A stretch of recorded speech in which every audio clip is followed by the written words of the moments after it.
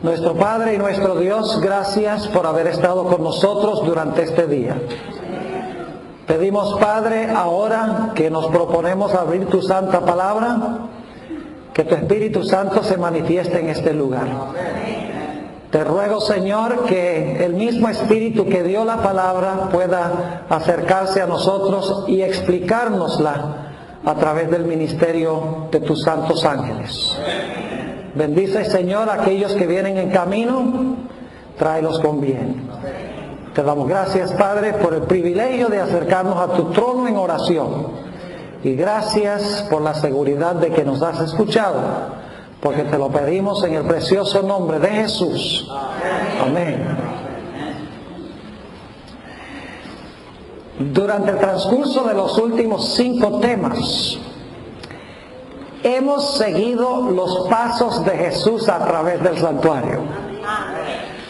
Comenzamos siguiendo a Jesús al atrio para que se presentara como un cordero perfecto, sin mancha, ni arruga, ni cosa semejante. Y claro, ese cordero perfecto representaba la vida perfecta de Jesús. Luego seguimos a Jesús en el atrio al altar del sacrificio. Y nos dimos cuenta que Jesús sufrió en la cruz la muerte que nosotros debemos sufrir. Luego hemos seguido a Jesús al lugar santo del santuario para desempeñar su obra intercesora en favor de los individuos que se apropian de su vida perfecta y de su muerte en la cruz.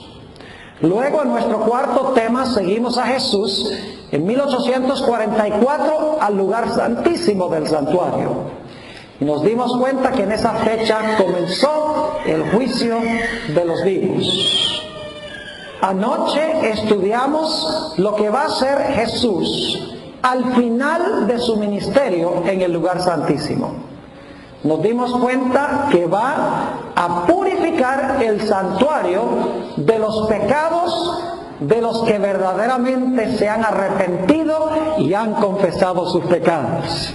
Ya no solamente tendrán perdón personalmente, sino que los pecados serán borrados completamente de los registros celestiales y también del corazón y de la mente del ser humano.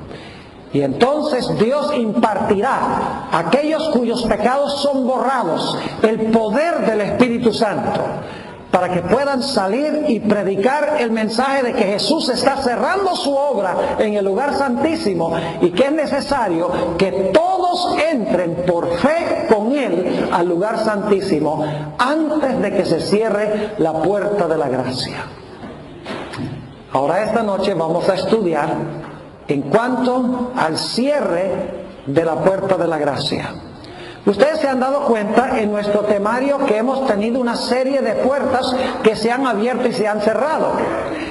Se abrió en primer lugar la puerta del atrio, luego la puerta del atrio se cerró, luego se abrió la puerta del lugar santo y la puerta del lugar santo se cerró. Luego se abrió la puerta del lugar santísimo en 1844. Y al final del ministerio de Jesús en el lugar santísimo, la gente va a captar un nuevo vistazo del lugar santísimo y del juicio de los vivos.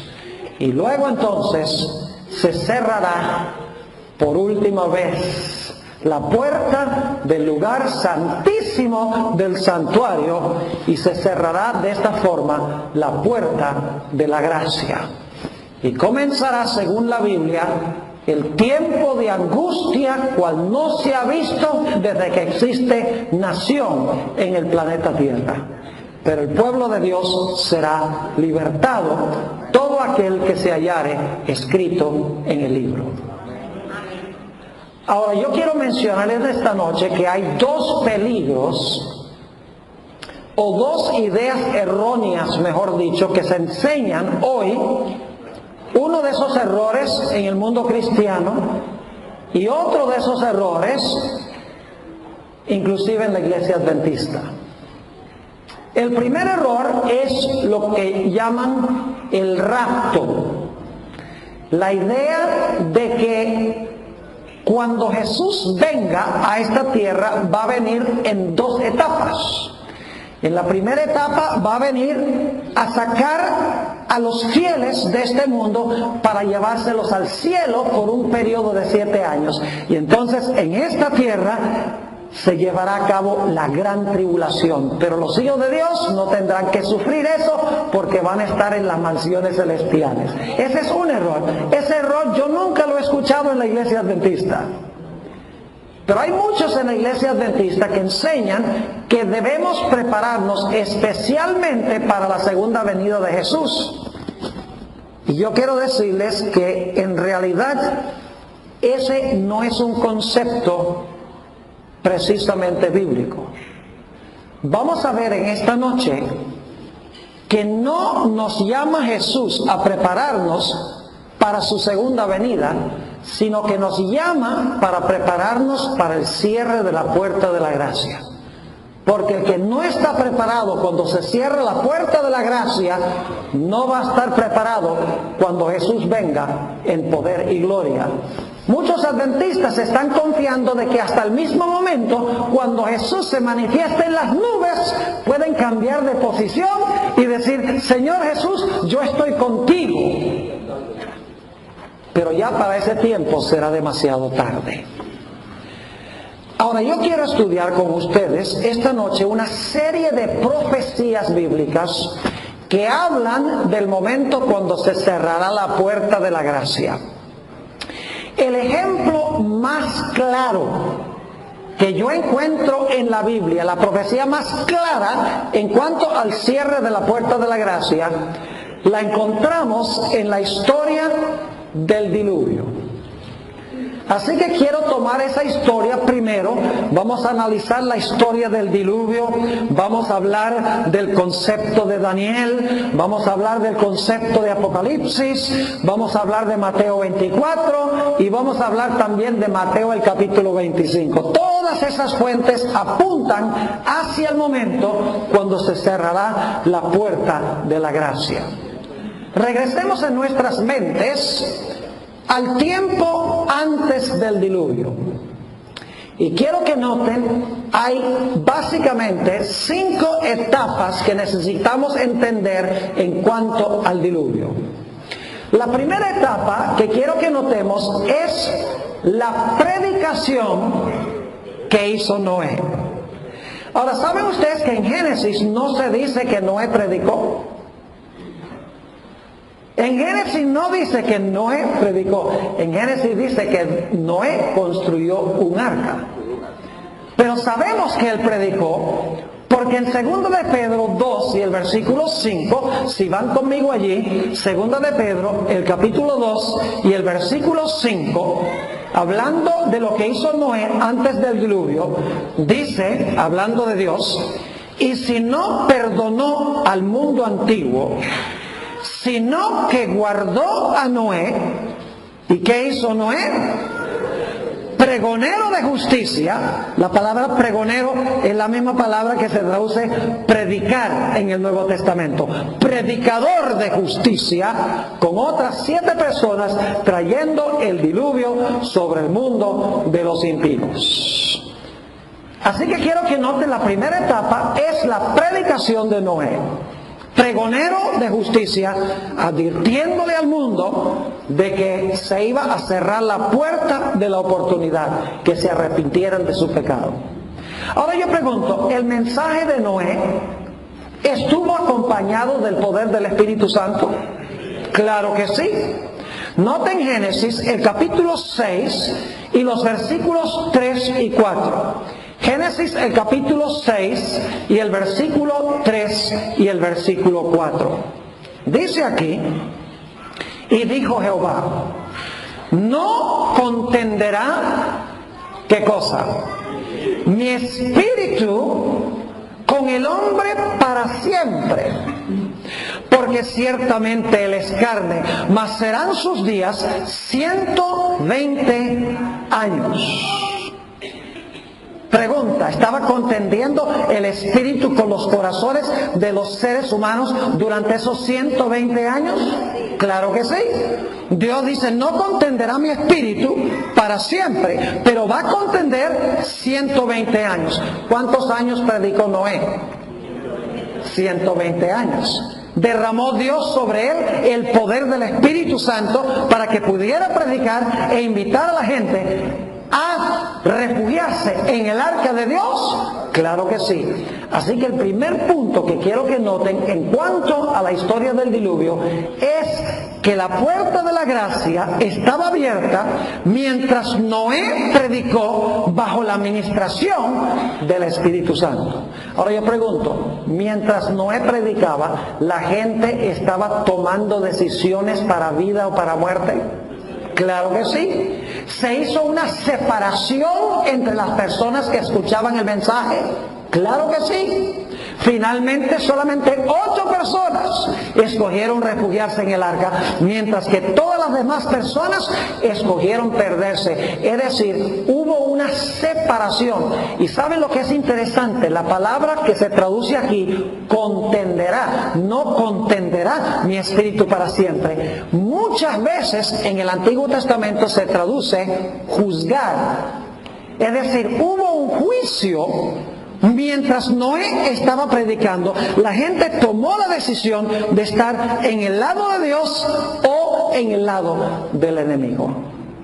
Ahora imagínense ustedes lo difícil que fue la tarea de Noé. Predicar que iba a haber un diluvio, que iba a llenar el planeta, como antes de que Dios desempeñara su obra la semana de la creación, sin que jamás hubiese llovido. La gente creía que estaba loco, pero Noé salió y predicó.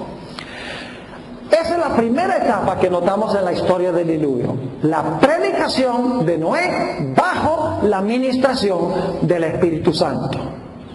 Ahora vamos a nuestro segundo paso. Son todos consecutivos.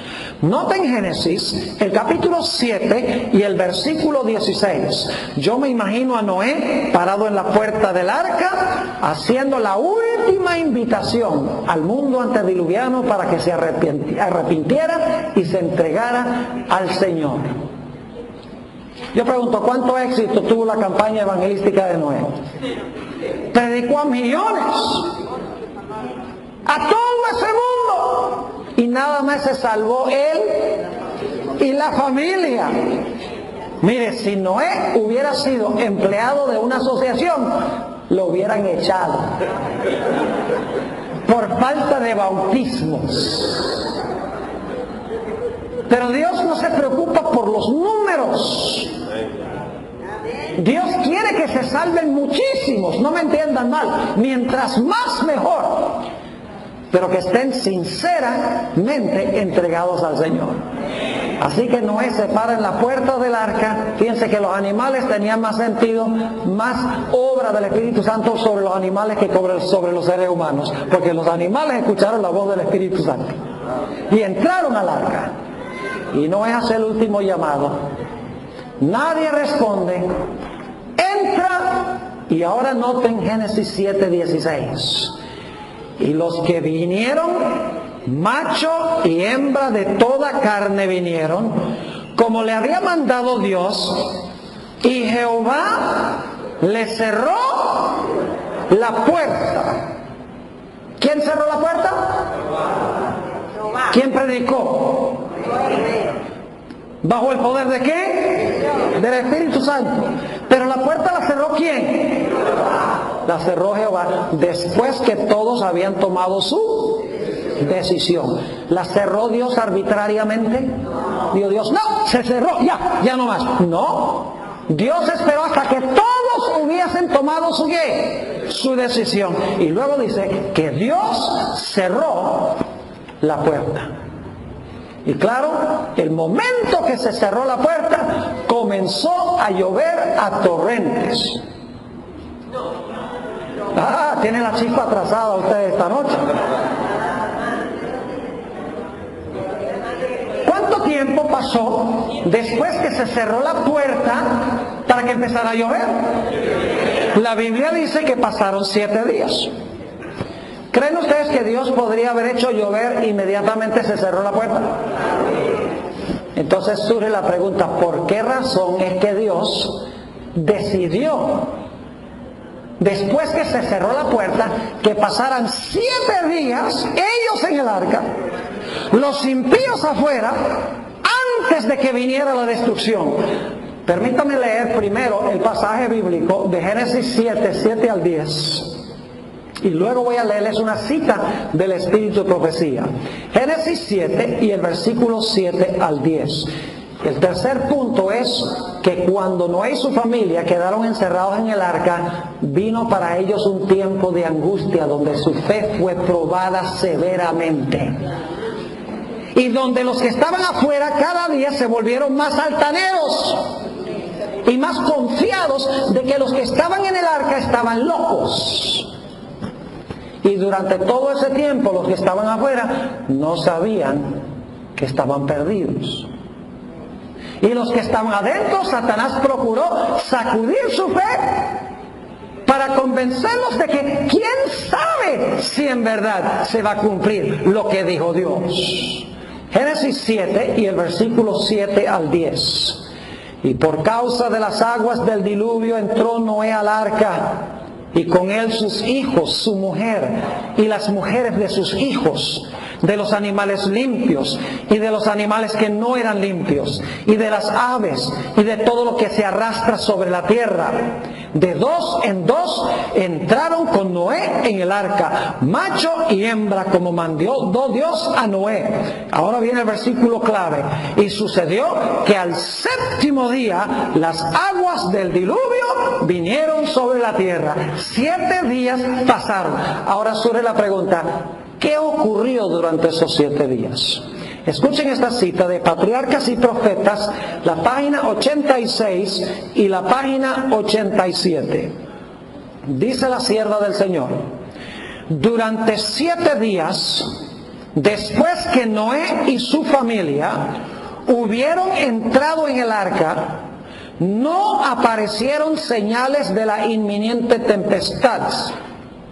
Durante este tiempo, escuchen bien, durante este tiempo se probó su fe. ¿Qué fue probado durante este periodo? La fe de los que estaban adentro. Sigue diciendo, fue un momento de triunfo para el mundo exterior.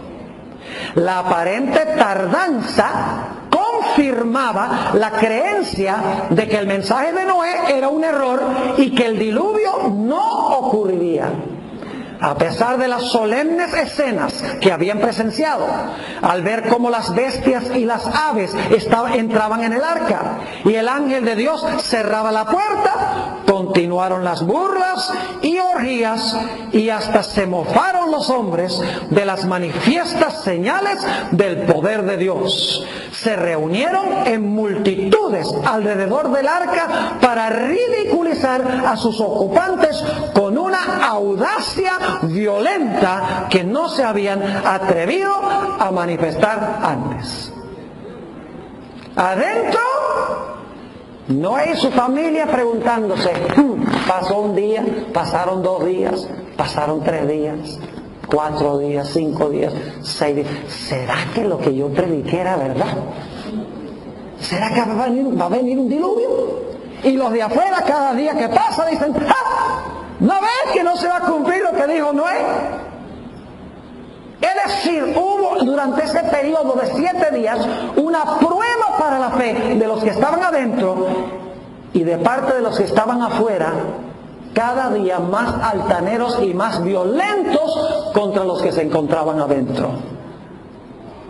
Ahora vamos a la etapa número 4, que es al comienzo del 8º día, dice el Espíritu de Profecía, algo sucedió.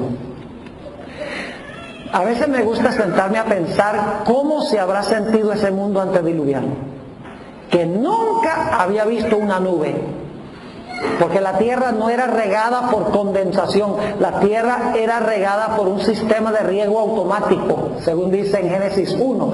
Es decir, tenía un automatic sprinkler system. donde cada día subía un vapor de la tierra y regaba la tierra, así como en algunos invernaderos, algunos supermercados, ¿han visto? Donde tienen los vegetales que sale como una agüita, un vapor, así, regaba toda la tierra.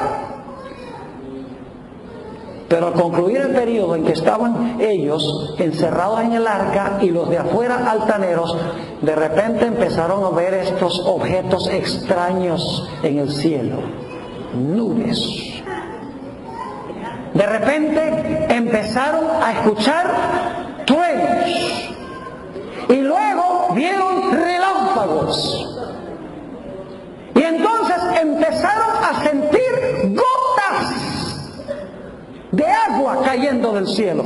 ¿Pueden imaginarse la angustia que habrá sentido esa gente cuando empezó a ver este fenómeno? Empezaron a decir, Noé tenía razón, y empezaron a golpear en el arca diciendo, déjanos entrar, estamos arrepentidos, abre la puerta. Pero la puerta estaba cerrada y no se podía abrir. Había sido retirado el Espíritu Santo, porque el Espíritu Santo contendió 120 años hasta el momento en que se cerró la puerta. Es decir, mis hermanos y hermanas, que cuando vino el diluvio, ya los que estaban afuera habían estado perdidos durante un periodo de 7 días y no lo sabían.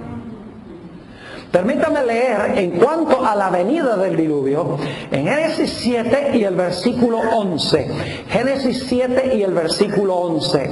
Dice aquí, el año 600 de la vida de Noé, en el mes segundo, a los 17 días del mes, aquel día fueron rotas las fuentes del grande abismo y las cataratas de los cielos fueron abiertas. La descripción que da el espíritu de profecía de esto es que de la tierra subían chorros de agua que tiraban inmensas rocas, centenares de pies en el aire.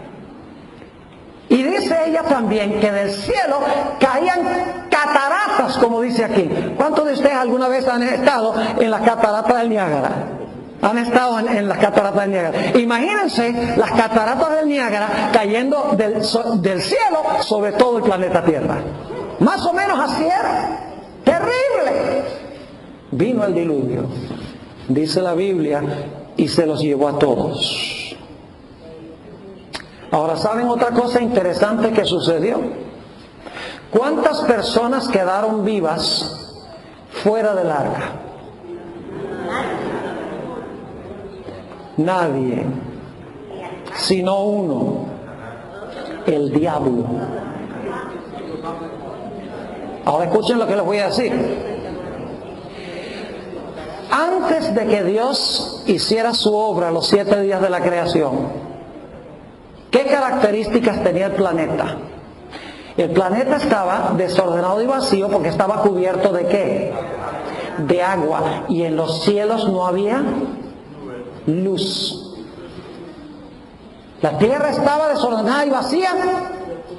¿Y estaba en qué? En tinieblas. ¿Y cuánta gente viva había en ese momento en la tierra? Nadie. Ahora fíjense que lo que va a pasar, lo que pasó en el diluvio, fue que el planeta regresó a la condición en la cual se encontraba antes de la creación. Desordenada, vacía, cubierta de agua y en tinieblas. ¿Y qué le pasó a Satanás durante el periodo del diluvio? Y escuchen lo que dice la sierva de Dios en Patriarcas y Profetas, página 88. Dice, el mismo Satanás, obligado a permanecer en medio de los revueltos elementos, temió por su propia existencia. ¿Cómo habrá sido el cataclismo que Satanás temió por su propia existencia? Dice el Espíritu de Profecía. Dicho sea de paso, en el Antiguo Testamento se usa una palabra exclusiva para el diluvio en los días de Noé. En el hebreo hay 8 o 9 palabras que se traducen diluvio, pero Pero para este diluvio hay una palabra hebrea exclusiva para este diluvio, que es la palabra hebrea Mabul. En el Nuevo Testamento también hay dos palabras que se traducen diluvio. Una de las palabras es pótamos, donde por ejemplo vino el diluvio y tumbó la casa que fue construida sobre la arena. Esa es la palabra pótamos. El agua que echó el dragón de su boca para ahogar a la mujer, esa palabra es pótamos. Pero para el diluvio del cual habló Jesús en Mateo 24, se usa la palabra exclusivamente para ese evento, cataclismos. ¿De qué palabra en español viene de cataclismos? La palabra cataclismo. Es decir, el diluvio fue una catástrofe mundial. Y Satanás fue obligado, fue atado al planeta Tierra. ¿Y cuántas personas tenía él para tentar durante ese periodo? A nadie, porque todos sus seguidores estaban muertos. Yo pregunto, ¿esto se va a repetir de nuevo en el futuro? Oh, ya, toda esta historia de Génesis es un tipo, es una ilustración de lo que va a suceder al final de la historia. En el libro de Apocalipsis se describe. Vayan conmigo a Mateo 24 y el versículo 37 al 39, a donde Jesús describió este evento. Mateo 24 y el versículo 37 al 39. Vamos a analizar cuidadosamente este pasaje. Dice Jesús: mas como en los días de Noé, así será la venida del Hijo del Hombre. ¿Qué dos eventos se están comparando? Lo que pasó en los días de Noé con la venida del Hijo del Hombre. Porque como en los días antes del diluvio, estaban comiendo y bebiendo, casándose y dando en casamiento, que ahora quiero que noten que la palabra hasta se usa dos veces. Muy importante esa palabrita, hasta. Marca dos puntos claves de tiempo. Dice, estaban comiendo y bebiendo, casándose y dando en casamiento, hasta el día en que Noé entró en el arca. Y ahora escuchen, y no entendieron hasta que vino el diluvio y se los llevó a todos. Ahora, antes de leer el último versículo, el versículo 39, quiero que tengan esta imagen clara de este pasaje. Dice allí que la gente comía y bebía, se casaba y se daba en casamiento hasta el día que Noé, ¿qué? Entró en el arca. Y no conocieron o no entendieron hasta que vino el diluvio. ¿Cuánto tiempo entre esos dos momentos de tiempo? 7 días. ¿Qué fue lo que no conocieron? ¿Qué fue lo que no entendieron durante esos 7 días los que estaban fuera del arca? No entendieron que estaban perdidos.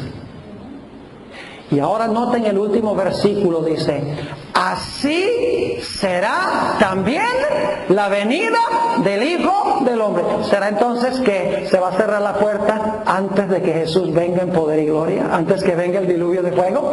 Sí, Jesús está haciendo el paralelo. Ahora, en otros pasajes, Jesús dice que va a venir como ladrón a medianoche. Ahora miremos eso un momentico. Cuando el ladrón viene a medianoche a la casa, la gente en la casa está en qué condición? La gente está en la casa, pero están durmiendo.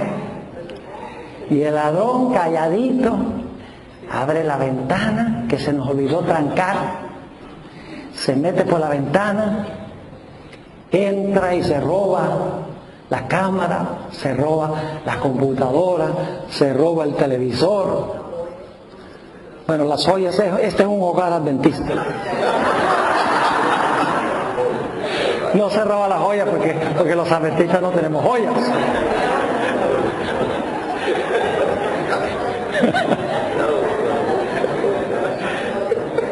Y entonces el ladrón, después de agarrar todas estas cosas, las saca de la casa y se va. Y toda la gente en la casa están ¿qué?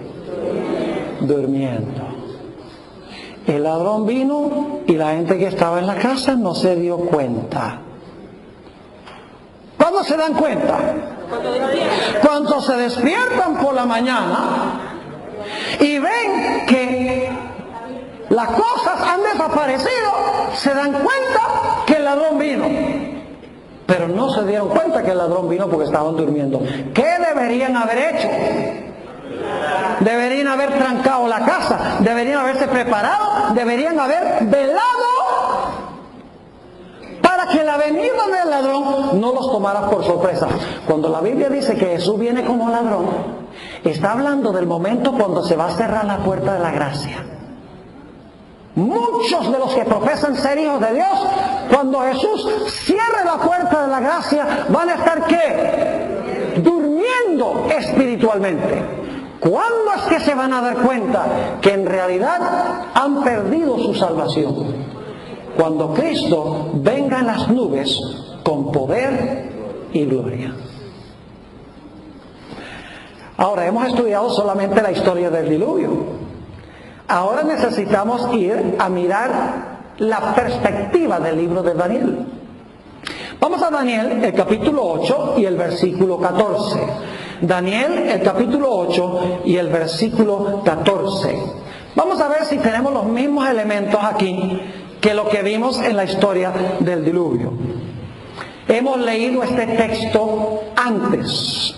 Dice, y él dijo, hasta 2300 tardes y mañanas, luego el santuario será purificado. Ahora, mientras se está purificando el santuario en el cielo, ¿qué está haciendo el pueblo de Dios en la tierra? Deben estar ¿qué? Purificando el santuario del alma. Eso se ilustra en el día de expiación. ¿Qué estaba haciendo el pueblo mientras el sumo sacerdote estaba dentro purificando el santuario de los pecados del pueblo? ¿Qué estaba haciendo el pueblo? ¿Comiendo y bebiendo, casándose y dándose en casamiento? No. Estaban reunidos alrededor del santuario, simpatizando con la obra que estaba haciendo el sumo sacerdote. Es más, el sumo sacerdote tenía campanas en la orla de su manto para que la gente pudiera escuchar los movimientos del sumo sacerdote en el santuario. Para que pudieran seguirlo por fe. Mientras borraba los pecados del santuario, ellos debían afligir sus almas y borrar los pecados de su vida. ¿Y qué pasaba cuando terminaba el gran día de expiación? ¿Se cerraba qué? Se cerraba la puerta de la gracia. Se cerraba la administración en el santuario. Claro, nosotros sabemos que en el sistema del Antiguo Testamento comenzaba el ciclo de nuevo. El próximo día empezaba el servicio diario, ¿verdad? Sacrificio de mañana y tarde, y luego al final del año otra vez tenía el día de expiación. Es decir, estas ceremonias se repetían, pero apuntaban a algo que iba a suceder de una vez por todas, según el libro de Hebreos. Ahora, ¿qué va a suceder cuando Jesús termine de purificar el santuario? Vamos a Daniel, el capítulo 12 y el versículo 1, y voy a leer también algo del versículo 2 para que ustedes vean una secuencia bien interesante aquí. Dice en Daniel 12 y el versículo 1, la primera parte del versículo, en aquel tiempo se levantará Miguel. ¿Quién es Miguel? Jesús. Se levantará Miguel. ¿Qué significa se levantará? ¿Qué significa esa palabra se levantará? Bueno, vamos a Daniel 11. Vayan conmigo a Daniel 11, donde se usa la misma palabra, para que ustedes se den cuenta qué significa esa palabra levantarse.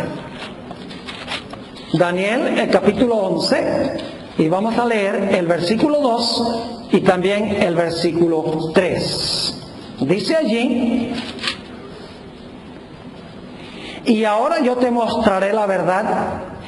He aquí que aún habrá 3 reyes en Persia. Lamentablemente, en la versión del 60 dice, habrá 3 reyes en Persia. Pero en realidad dice, se levantarán 3 reyes en Persia. La mismita palabra de Daniel 12:1. ¿Qué significa eso? Que de ahí en adelante se iban a levantar 3 reyes en Persia. Significa que 3 reyes iban a reinar. Exactamente. Y luego dice en el versículo 3, aquí sí se traduce correctamente, se levantará luego un rey valiente, el cual dominará con gran poder y hará su voluntad. Alejandro Magno. ¿Qué significa se levantará luego un rey valiente? Significa que iba a comenzar ¿a qué? A gobernar. Entonces yo quiero preguntar, ¿qué es lo que significa se levantará Miguel? Significa que Jesús ahora va a empezar ¿a qué? A reinar. Quiere decir que ya no está desempeñando la función de sacerdote. ¿Está hablando del cierre de la puerta allí? Cuando dice se levantará Miguel, claro que sí. Ustedes saben que la hermana White dice que cuando Jesús termine su ministración en el santuario, se quitará sus vestiduras sacerdotales y se pondrá sus vestiduras reales. Y algunas personas dicen, bueno, ¿y dónde dice la Biblia eso? ¿Saben? Lo que la hermana White dice, lo dice la Biblia, pero tenemos que buscarlo. Lo que pasa es que si tenemos pereza de leer la Biblia, ahora imagínense de leer a Elena White. El problema no es que Elena White no esté en armonía con la Biblia. El problema es que nosotros somos demasiado perezosos para buscar dónde está Elena White en la Biblia. Ahora, alguien me dijo, ¿dónde dice la Biblia que Jesús se va a quitar sus vestiduras sacerdotales y se va a poner sus vestiduras reales? Y yo le dije, mire, según el libro de Hebreos, ¿qué función está desempeñando Jesús ahora? Sumo sacerdote. ¿Y cómo está vestido? Como sumo sacerdote. Pero en Apocalipsis 19, cuando Jesús viene en el caballo blanco y los ejércitos celestiales le siguen, ¿cómo viene vestido? Como rey. En algún momento antes tiene que haberse cambiado.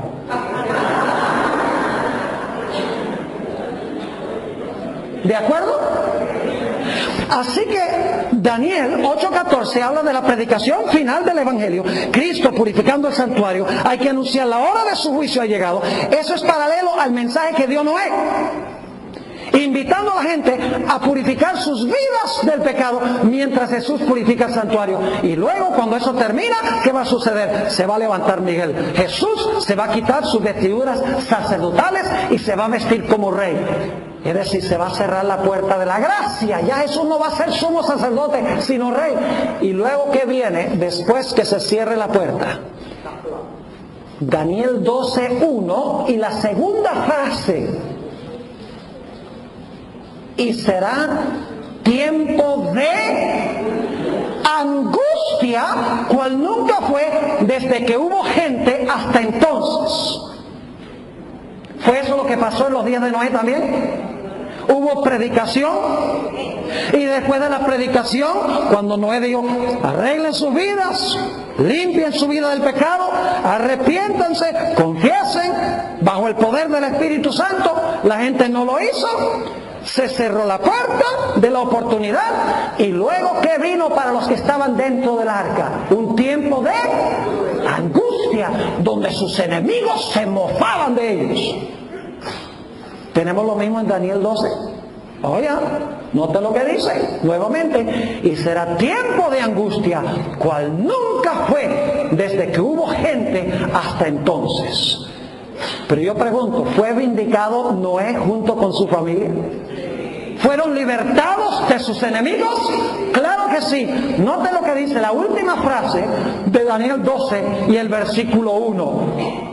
Dice, pero en aquel tiempo será libertado tu pueblo, todos los que se hallen escritos en el libro. Es decir, los que en el juicio de la purificación del santuario, sus nombres fueron retenidos, ¿dónde? En el libro de la vida. Esos van a ser ¿qué? Libertados de sus enemigos, después que Jesús cierra la puerta de la gracia o la puerta de la oportunidad. Y si ustedes leen el versículo 2 de Daniel 12:1, inclusive dice que cuando el pueblo de Dios es libertado, dice que viene la resurrección especial. Muchos de los que duermen en el polvo de la tierra se levantarán. ¿Está refiriéndose eso a la segunda venida del Señor Jesús? ¡Claro que sí! Es decir, que en Daniel tenemos la misma secuencia que en la historia del diluvio.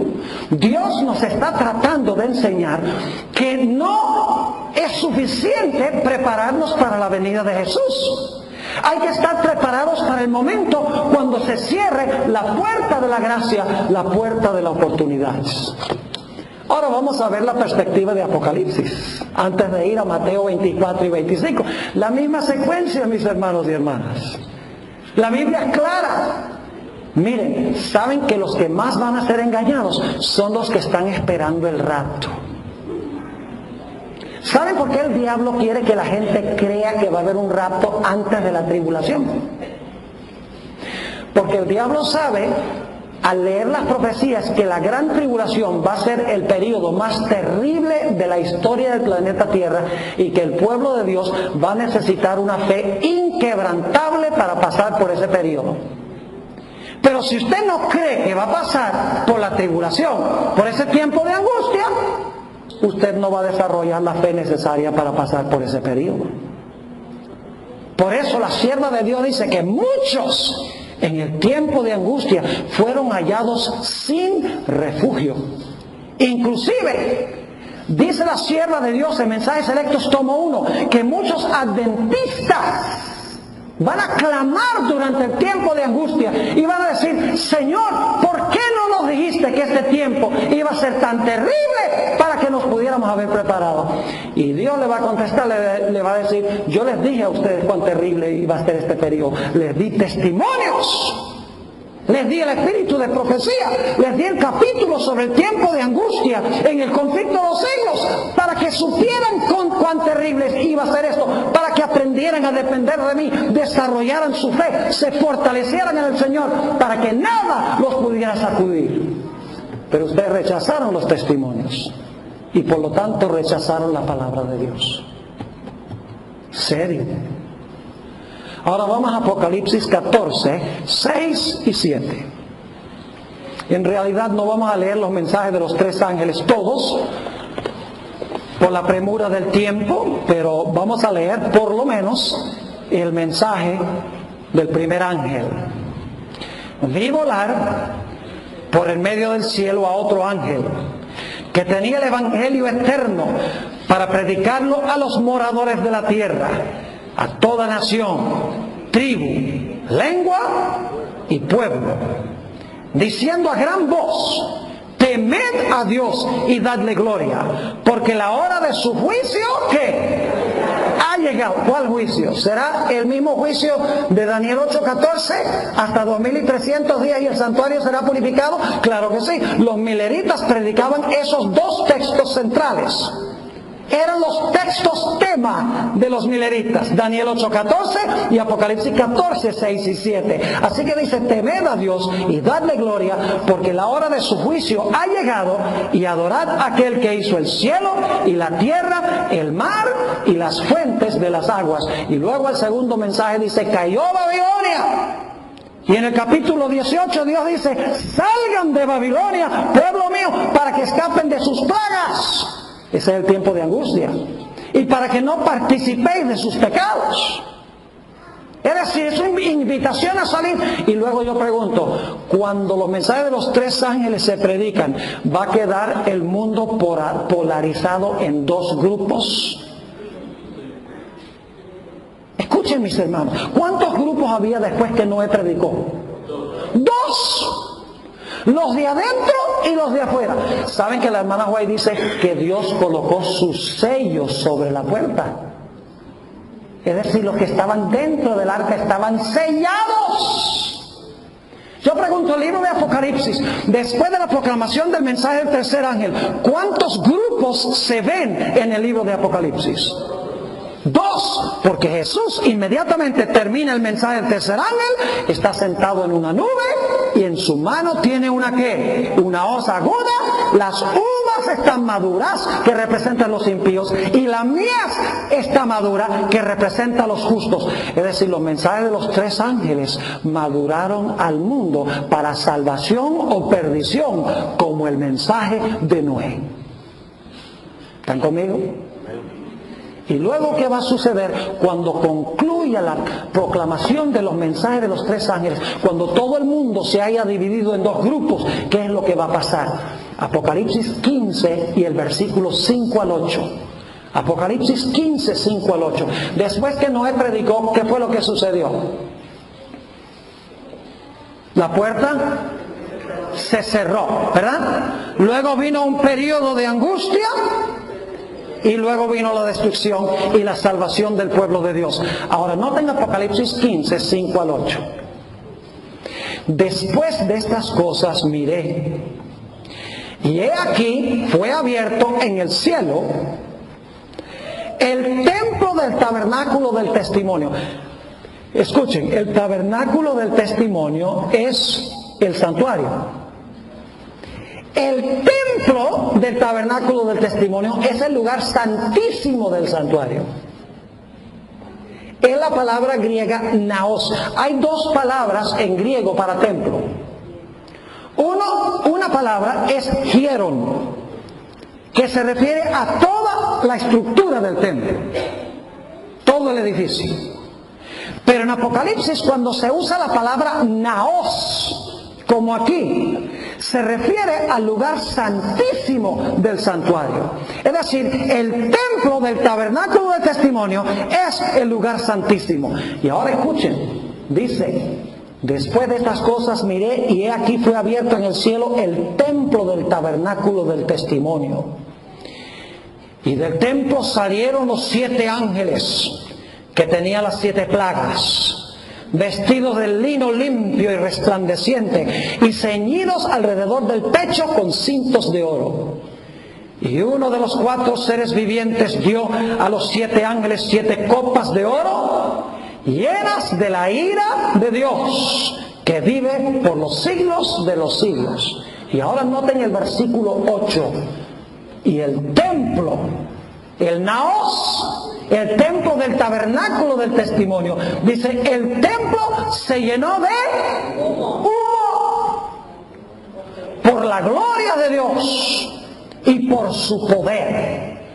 Y ahora escuchen bien, y nadie podía entrar en el templo hasta que se hubiesen cumplido las 7 plagas de los 7 ángeles. Yo pregunto, ¿hoy nosotros podemos entrar al lugar santísimo? ¿Podemos entrar hoy? ¿Y cómo podemos entrar al lugar santísimo? Si eso está en el cielo y nosotros estamos en la tierra.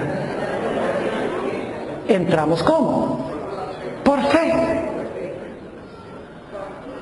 Entramos por fe. ¿Por qué podemos entrar por fe hoy? Porque Jesús todavía está allí ministrando. Pero va a llegar un momento en que ese templo se va a llenar de humo por la gloria de Dios y nadie va a poder otra vez entrar. ¡Claro que sí! Este pasaje está hablando del cierre de la puerta de la gracia, cuando nadie más podrá entrar al lugar santísimo por fe para recibir perdón por el pecado. Y luego, ¿qué va a derramar Dios? Después que se cierra el templo, ¿qué va a derramar Dios? Va a derramar las 7 ¿qué? Postreras plagas. Yo pregunto, ¿es este el tiempo de angustia cuando se están derramando las plagas? Después que se cierra la puerta. ¿Es la misma secuencia del diluvio, sí o no? ¿Es la misma secuencia de Daniel? Claro que sí. Noten Apocalipsis 16:1. Inmediatamente después de cerrarse el templo de Dios, dice, oí una gran voz que decía desde el templo. Esto es después que el templo se llena de humo. Es el siguiente versículo. Oí una gran voz que decía desde el templo a los 7 ángeles, id y derramad sobre la tierra las 7 copas de la ira de Dios. Y luego yo pregunto, Cuando llega el momento de la séptima plaga, se realiza la segunda venida de Jesús con poder y gloria, manifestado con fuego, como dice en 1 Tesalonicenses, el capítulo 1. Claro que sí. Viene la segunda venida de Jesús.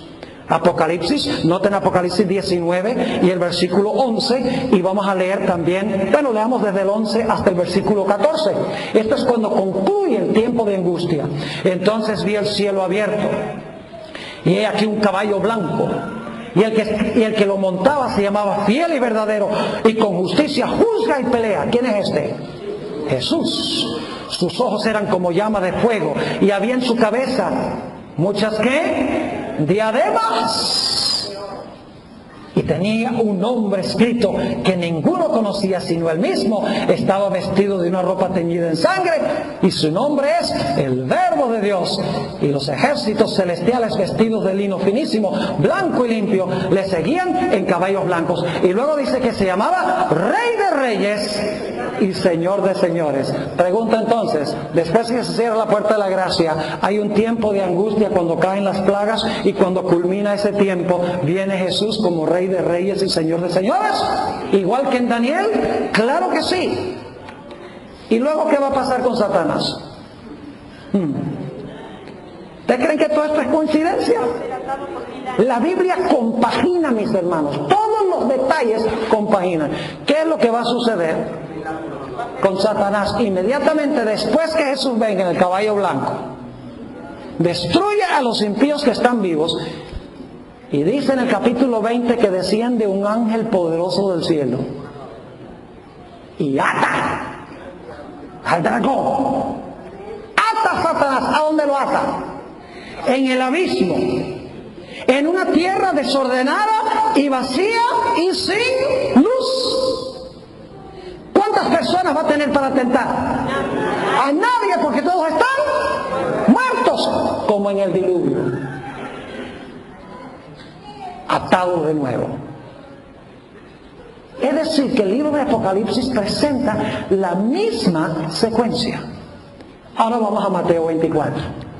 Todas estas profecías compaginan una con la otra. Lo que quiero que captemos esta noche, mis hermanos y hermanas, es que si no estamos preparados para cuando se cierre la puerta, no vamos a estar preparados para la venida de Jesús. Por eso hay que velar, hay que orar, hay que estar despiertos, hay que estar predicando, hay que estar activos en nuestra relación con el Señor. Note lo que dice Mateo 24 y el versículo 14. Y será predicado este evangelio del reino en todo el mundo, para testimonio a todas las naciones, y entonces vendrá el fin. ¿Menciona Mateo 24 la predicación del evangelio?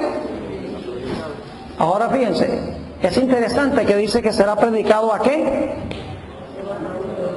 Será predicado para testimonio a todas las naciones, y entonces vendrá ¿qué?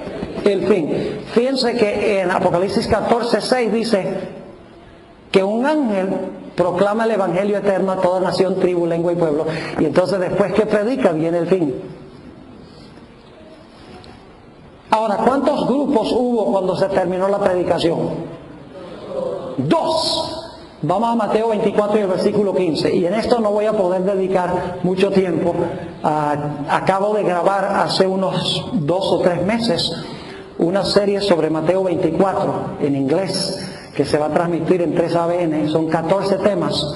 Y tengo 2 de esos temas que tratan sobre la abominación asoladora. En realidad la abominación asoladora es la ley dominical que va a dividir a la raza humana. Es decir, la abominación asoladora es la marca de la bestia. Pero hay otro grupo que cuando se imponga la abominación asoladora van a huir. ¿Quiénes son los que van a huir? Los que recibieron ¿qué? El sello de Dios. Y no es coincidencia que en Mateo 24 dice Jesús a sus fieles: orad que vuestra huida no sea en invierno ni en sábado. Es Pero si los que huyen, ¿qué día guardan? El sábado. Mientras que los demás pertenecen a la abominación asoladora, que en realidad en Mateo 24 está hablando de la ley dominical nacional que se va a proclamar en los Estados Unidos. Tanto la Biblia como el Espíritu de Profecía enfatizan eso. Así que igual que en Apocalipsis, cuando se predica el Evangelio eterno, cuando se predica el segundo mensaje que dice salgan de Babilonia, el tercer mensaje dice nadie reciba la marca de la bestia, reciban el sello de Dios. Aquí dice no reciban la abominación asoladora, sino que más bien huyan y guarden ¿qué? El sábado, en Mateo 24. Y luego ¿qué viene? Después de la abominación asoladora que divide al planeta en dos grupos, ¿qué viene? Mateo 24, 16 al 21. No hay nada nuevo debajo del sol. Debe venir la tribulación, ¿sí o no? ¿Les parece que luego viene la tribulación? Si estamos siguiendo la misma secuencia. ¿Cómo no? Noten Mateo 24 y el versículo 16 al 21. Cuando se pone la abominación asoladora, escuchen esto. Entonces los que están en Judea, ¿qué? Huyan a los montes. El que está en la azotea no descienda para tomar algo de su casa. Y el que esté en el campo no vuelva atrás para tomar su capa. Mas ay de las que están en cinta y de los que críen en aquellos días. Orad pues que vuestra huida no sea en invierno ni en un día de reposo. Porque habrá entonces, ¿qué cosa? Gran tribulación, cual no ha habido desde el principio del mundo hasta ahora, ni habrá. ¿Están captando el cuadro? La misma secuencia, mis hermanos y hermanas. Y luego entonces va a venir Jesús en poder y gloria. Noten Mateo 24, 29 al 31. Dice, e inmediatamente después de la tribulación de aquellos días, el sol se oscurecerá, la luna no dará su resplandor, y las estrellas caerán del cielo, y las potencias de los cielos serán conmovidas. Entonces aparecerá la señal del Hijo del Hombre en el cielo, y entonces lamentarán todas las tribus de la tierra, y verán al Hijo del Hombre viniendo sobre las nubes del cielo con poder y gran gloria.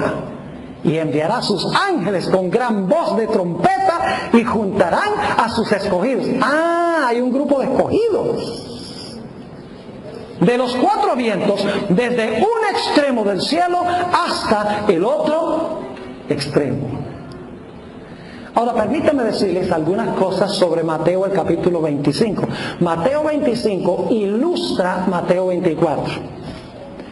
Quiero dedicar solo un corto tiempo a la parábola que encontramos en Mateo 25, los versículos 1 al 11. La famosa parábola de las 10 vírgenes. ¿Qué tienen todas las vírgenes? Tienen lámparas, y las lámparas tienen ¿qué? Aceite. ¿Qué representan las lámparas? Lámpara es a mis pies tu palabra y lumbrera mi camino. ¿Y el aceite qué representa? Entonces lo que las vírgenes están haciendo con sus lámparas es alumbrando el camino a la casa del esposo. Esa es la predicación de la palabra de Dios por el poder del Espíritu Santo. Pero ahora escuchen bien. Hay un tiempo de demora. El esposo no viene tan pronto como ellos esperan. Y por lo tanto todas se duermen. Pero unas de ellas habían hecho ¿qué cosa? Provisión especial. Ahora no les voy a explicar todos los detalles, pero les voy a dar la idea para que ustedes estudien más este asunto. Todas las vírgenes tenían aceite. Todas recibieron la lluvia temprana. ¿Están conmigo? Todas recibieron la lluvia temprana. Ahora yo pregunto, cuando usted recibe la lluvia temprana, ¿la recibe de una vez por todas o constantemente a medida que va creciendo tiene que constantemente recibir una porción del Espíritu Santo? Tiene que seguir reabasteciendo. El problema con las 5 fatuas, ellas empezaron bien, recibieron la lluvia temprana, pero luego se descuidaron en su vida espiritual y se murieron, y por lo tanto cuando vino la lluvia tardía no les pudo beneficiar. Es el relato de muchos adventistas en la iglesia. La hermana White dice que la mayoría de los adventistas van a terminar saliéndose de la iglesia. Dijo la hermana White, no hay 1 en 100 que está ahora listo para cerrar su historia en este mundo, y eso fue en su época. ¿Qué diría hoy? Ni 1 en 100 decía en esa época. Porque empezamos bien, estudiábamos la palabra, orábamos, testificábamos, teníamos nuestro primer amor, y con el transcurso del tiempo perdemos el primer amor, la religión se vuelve una rutina, no oramos, no estudiamos, no recibimos una nueva porción del Espíritu Santo. Por lo tanto, cuando caiga la lluvia tardía, no nos va a beneficiar, no lo podemos recibir, porque la vida espiritual está muerta. Y entonces llega el esposo. ¿Y qué sucede con las que eran sabias? Las que eran sabias entraron con el ¿qué? Con el esposo. ¿Qué significa eso, que entraron con el esposo? ¿Será que entraron físicamente? ¿Qué significa eso? Entraron con el esposo. ¿Sabe lo que significa? Significa que el Señor Jesucristo está intercediendo en el lugar santísimo del santuario. Y en la última porción de la administración de Jesús, su pueblo entrará con él y simpatizará allí con su obra. Es decir, Jesús se va a casar con su pueblo en ausencia. Jesús se va a casar con su pueblo en el cielo, estando el pueblo ¿dónde? En la tierra. Y si ustedes no creen eso, ¿ustedes recuerdan la parábola del hombre que se metió a la fiesta de bodas sin un manto? Se le había dado mantos a todos para que vinieran a la fiesta de bodas, al matrimonio, con su manto especial, que representa el carácter. Y allí el esposo empezó a examinar los mantos de todos, y todos estaban bien, y llega uno y no tenía el manto. Pues debe ser entonces que ese de alguna forma, como dicen en Colombia, se coló al cielo. ¿Te creen que alguien se va a meter allá al cielo, literalmente, y Jesús va a decir, pero tú tienes que irte de aquí? No. ¿Cómo estaba ese individuo allá? Profesaba seguir a Cristo, pero su manto negaba esa profesión. Y en el juicio, cuando Jesús examinaba los mantos, dice, este que está en la tierra no debe estar aquí. ¿Están conmigo o no están conmigo? Lo mismo sucede en la parábola de las 10 vírgenes. Las 5 vírgenes sabias que entran a la boda, entran allí antes de que Jesús regrese a la tierra para buscarlos. Dice que entran con el esposo, y luego ¿qué sucede? Cuando entran, la puerta se cierra. Otra vez una puerta cerrada. ¿Ve? Todos alumbraron con la lámpara y el aceite. 5 que profesaban, pero no perseveraron, no los pudo beneficiar la lluvia tardía. 5 que recibieron la temprana, perseveraron, recibieron la tardía. Y entonces Jesús entra a su ministración final. ¿Y qué? Cierra la puerta. ¿Cuántos grupos hay? 2. Los de adentro y los de afuera. Vaya, qué interesante, se parece al diluvio, ¿verdad? Los de adentro y los de afuera. Los de adentro están salvos. Aunque están en la tierra, están adentro en el cielo. Sus nombres están seguros allá. Las otras que profesaban a Jesús, porque tenían lámparas, que representa la Biblia, y tenían por un tiempo por lo menos cierto abastecimiento del aceite, fueron halladas ¿qué? Faltas. ¿Qué momento es el cierre de la puerta aquí? ¿Está hablando de la segunda venida de Jesús? Aquí no está hablando de la segunda venida de Jesús. Y ustedes dicen, ¿cómo sabemos eso? Escuchen bien, lo sabemos porque después que se cierra la puerta, las 5 fatuas todavía tienen tiempo para ir a tratar de comprar aceite.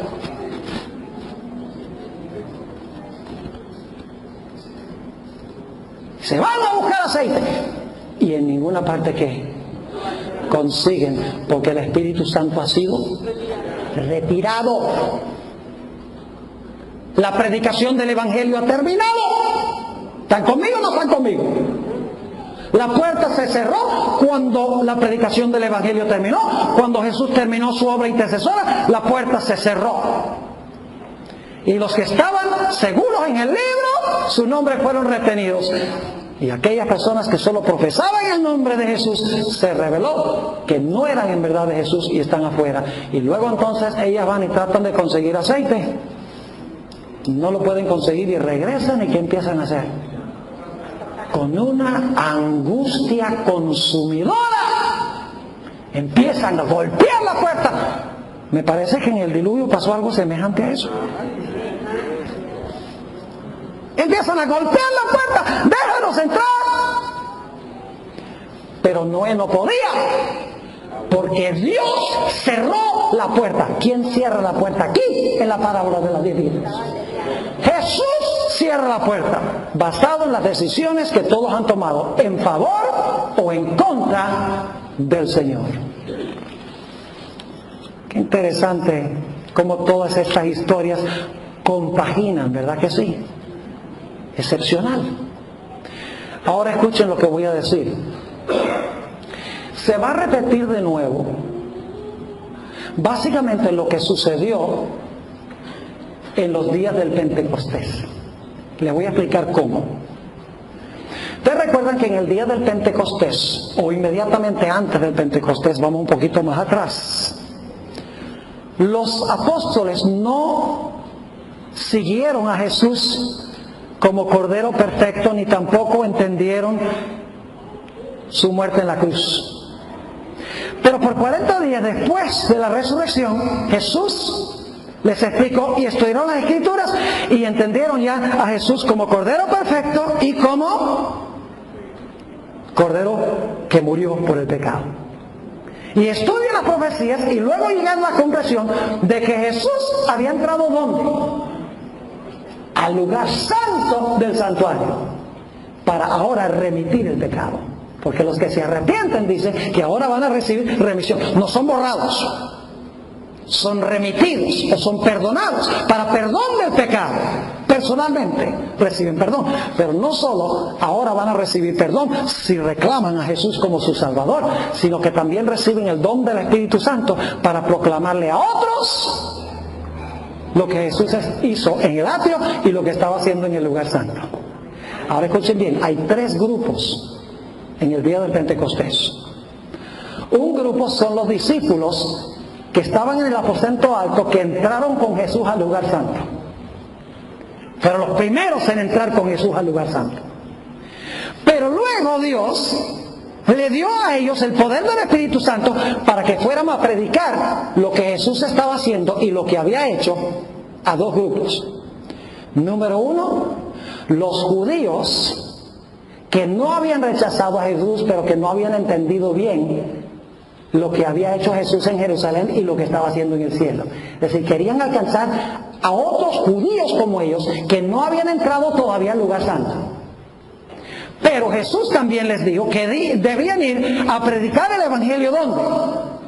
Al mundo, a los gentiles. Primero Jerusalén, Judea, Samaria, y luego los confines más lejanos de la tierra. Es decir, el remanente que entró con Jesús primero recibieron remisión de sus pecados, el poder del Espíritu Santo, para luego proclamar el mensaje a otros judíos que pertenecían a las diferentes sectas y últimamente a las personas que no profesaban la religión judía.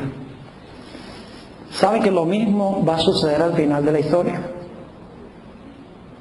¿Quiénes hoy son los que están en el lugar santísimo?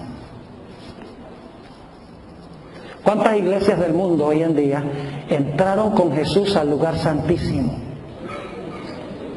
Una sola, mis hermanos y hermanas. Y la mayoría de los que están en esa no han entrado.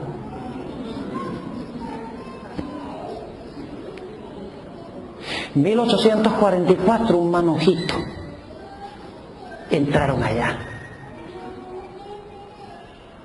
Unos poquitos entendieron que Jesús había entrado y que cuando llegara el juicio de los vivos iba a purificar el santuario del pecado, y por lo tanto ellos tenían que purificar el pecado de la vida. Y Dios, esos que entraron, les dio el poder del Espíritu Santo y les dijo: ahora ustedes vayan y predíquenle a las otras iglesias y al mundo lo que yo estoy haciendo en el lugar santísimo. ¿Están conmigo o no están conmigo? Este paralelo lo hace Elena White en el libro Primeros Escritos. Esta no es inspiración mía. El Espíritu de Profecía captó el paralelo. Así que Dios nos ha llamado a nosotros a entrar al lugar santísimo del santuario, participar de la obra de Jesús, vencer el pecado en la vida mientras Jesús purifica los pecados de los registros celestiales, y luego recibir el poder del Espíritu Santo para ir a toda nación, tribu, lengua y pueblo, para llamarlos a adorar al Creador, para llamarlos a salir de Babilonia, y para que no reciban la marca de la bestia, sino que reciban el sello del Dios vivo. Esa es nuestra misión. Y hemos perdido de vista nuestra misión, hermanos y hermanas. Creemos que debemos ser como los evangélicos, que el propósito de la iglesia adventista es tener iglesias grandotas, donde tenemos tambores y donde gozamos y donde nos entretienen en el culto. Mis hermanos y hermanas, estamos en el umbral del cierre de la puerta de la gracia. No podemos ser como las otras iglesias. Dios ha llamado a esta iglesia remanente con una misión especial para el mundo. Y hay de nosotros si nos extraviamos y proclamamos otro mensaje. Hay de nosotros si volvemos al lugar santo o volvemos al lugar santísimo. La Biblia dice: hay de aquel que cierra la puerta del lugar santísimo y abre la del lugar santo. Dice, en cuanto a la iglesia de Filadelfia, hay una puerta que él abre, que nadie cierra, y hay una que cierra, que nadie abre. Nuestro mensaje está centrado en el lugar santísimo del santuario. Pero poco se oyen sermones sobre el sábado, sobre el estado de los muertos, sobre la segunda venida de Cristo, sobre la reforma por salud, sobre el hecho de que estamos en la hora del juicio y pronto el juicio pasará a los vivos. Poco se dice, mis hermanos y hermanas, de eso. Y es nuestro mensaje distintivo para el mundo en este tiempo. Ahora, necesitamos terminar.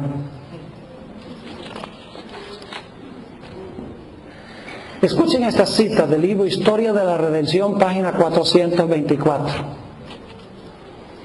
Dice la sierva del Señor: entonces vi que Jesús se quitó sus vestiduras sacerdotales y se vistió con sus vestiduras reales. Sobre su cabeza había muchas coronas, una corona dentro de la otra. Rodeado de la hueste angélica, dejó el cielo. Ahora escuchen, mis hermanos y hermanas. Cuando el Señor Jesucristo cierre la puerta de la gracia, cuando termine el juicio de los vivos, no habrá más tiempo para alcanzar a Jesús. Hemos visto en nuestro estudio las últimas 6 noches, o los últimos 6 temas, que la iglesia siempre está atrasada un paso. Jesús se presenta como el Cordero perfecto, Juan el Bautista está un paso atrás. Luego en la cárcel lo alcanza. Ahora entiendo. Cuando Jesús muere en la cruz, la iglesia está un paso atrás. No sabe lo que Jesús va a hacer. Luego, los discípulos de Emaús, y Jesús viene a los discípulos en el aposento alto, les explica, la iglesia alcanza a Jesús. Luego Jesús se mueve al lugar santo para dar remisión de pecado a individuos que vienen a Él, y para dar el poder del Espíritu Santo. La iglesia está un paso atrás, pero da un paso adelante y lo alcanza.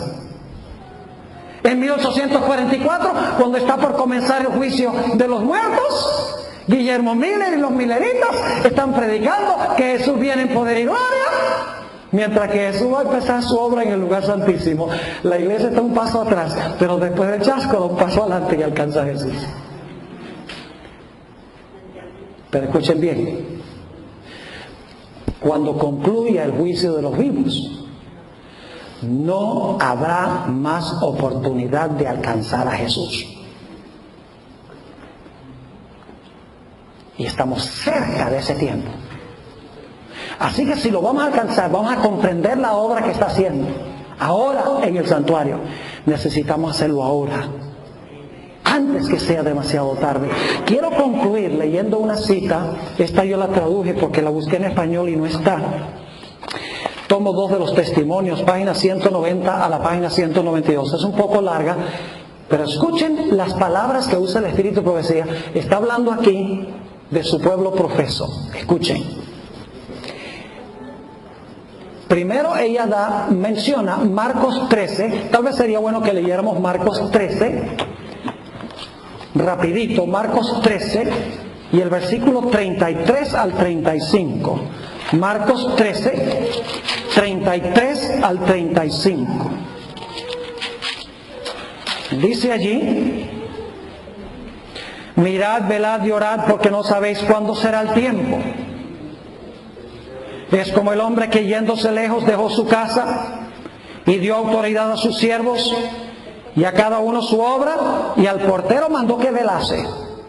Velad pues, porque no sabéis cuándo vendrá el Señor de la casa, si al anochecer, o a la medianoche, o al canto del gallo, o a la mañana. Saben que la mayoría de los que leen este versículo, cuando dice velad pues porque no sabéis cuándo vendrá el Señor de la casa, ellos dicen, eso está hablando de la segunda venida. No, señor. Escuchen cómo lo interpreta el Espíritu de Profecía. Jesús nos ha advertido: velad pues, porque no sabéis cuándo el Señor de la casa vendrá, si a la tarde, o a la medianoche, o al canto del gallo, o a la mañana, porque cuando viniere de repente, no os halle durmiendo. Y las cosas que a vosotros os digo, a todos les digo, velad. Está citando Marcos 13. Y luego dice: estamos esperando y velando por el regreso del Señor, quien traerá la mañana, no sea que viniendo de repente nos halle durmiendo. Y luego dice esto: ¿a qué tiempo se refiere esto? Es decir, su venida para hallarnos durmiendo. ¿A qué tiempo se refiere esto? No a la revelación de Cristo en las nubes del cielo para hallar a un pueblo dormido. No es Jesús viniendo en las nubes para hallar un pueblo dormido.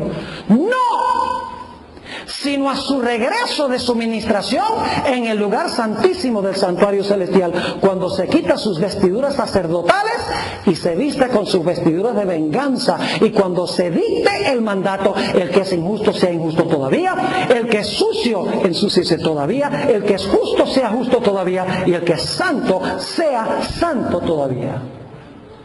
Cuando Jesús deje de interceder por el hombre, los casos de todos quedan para siempre decididos. Este es el tiempo en que ajusta las cuentas con sus siervos. Para aquellos, ahora escuchen las palabras claves, las voy a enfatizar. Para aquellos que han descuidado la preparación de la pureza y la santidad, la cual los capacita para esperar al Señor y darle la bienvenida.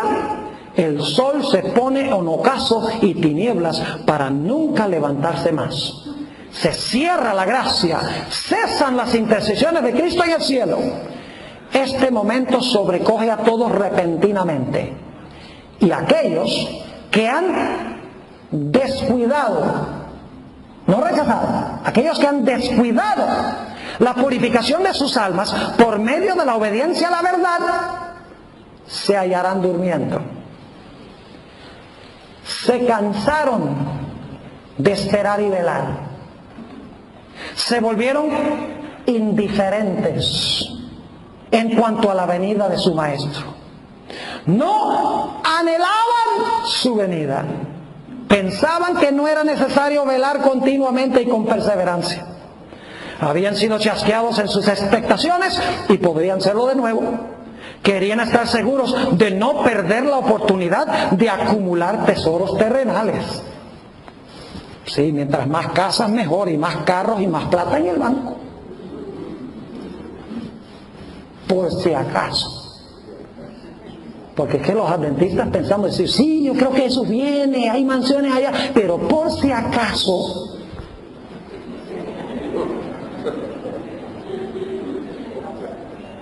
Querían estar seguros de no perder la oportunidad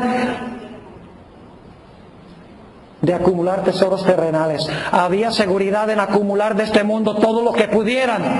Y mientras procuraban este objetivo, perdieron toda ansiedad e interés en la venida de su Maestro. ¿Cuántas veces pensaron ustedes en la segunda venida de Jesús hoy? No me lo respondan. Se volvieron indiferentes y descuidados. Noten que no rechazan. Se volvieron indiferentes y descuidados, como si la venida del Maestro estuviera aún muy lejos. Pero mientras su interés estaba sepultado en sus ganancias mundanales, la obra cerró en el santuario celestial y no estaban preparados. Si tan solo estos hubieran sabido, y ustedes lo saben ahora, después de esta serie, si tan solo estos hubieran sabido que la obra de Cristo en el santuario celestial iba a concluir tan pronto, cuán cuidadosamente hubieran velado. El Maestro anticipó todo esto y les da una advertencia oportuna en el mandato de velar. Claramente afirma que su venida será repentina. No mide el tiempo, no sea que descuidemos la preparación en el presente y en nuestra indolencia demoremos nuestra preparación hasta el momento en el futuro cuando creemos que Él vendrá. Velad pues, porque no sabéis. Así que mis hermanos y mis hermanas, en esta época de la historia, a nosotros nos incumbe dedicarnos sin reservas a Dios. Lo único que importa en este mundo, no nos podemos llevar nada de aquí, sino las almas que hemos ganado para el Señor. ¿Saben que esa es la forma como depositamos plata en el banco del cielo? Hacemos el depósito ganando almas, y cuando las almas van allá, ve, entonces paga dividendos la inversión que hicimos. La iglesia de Dios nunca debería estar en problemas económicos. El problema no es el problema es que Dios no tiene los corazones. Cuando tiene el corazón, tiene el bolsillo también. El pastor no tiene que pararse a decir, hermanos, templo, tenemos ese proyecto de construcción, por favor, saquen dinero y denlo. ¿Qué va? Hace como Israel en el desierto. Imagínense usted que Moisés dijo, no traigan más, no cabe en el banco. ¿No sería maravilloso, Pastor Meléndez? Y dicho sea de paso, ellos no me pidieron que diera este discurso. Qué lindo sería que el Pastor Meléndez y el Pastor Ruitinier dijeran, hermanos y hermanas, no traigan más dinero.